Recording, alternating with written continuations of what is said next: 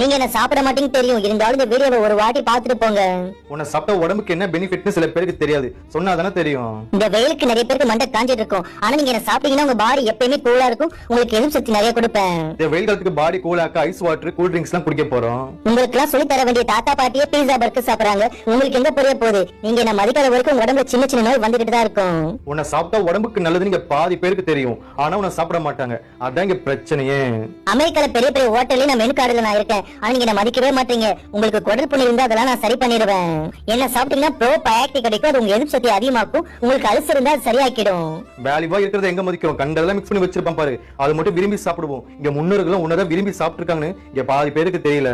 வாரத்துக்கு 2 வாட்டி வச்சு சாப்பிடுங்க, உங்க ஸ்கின் சாஃப்டா இருக்கும், உங்க ரத்த ஓட்ட ஃபாஸ்டா போகும், உங்க உடம்பு சூடு எல்லாமே குறையும், நீங்க எப்பவுமே ஆக்டிவா இருப்பீங்க.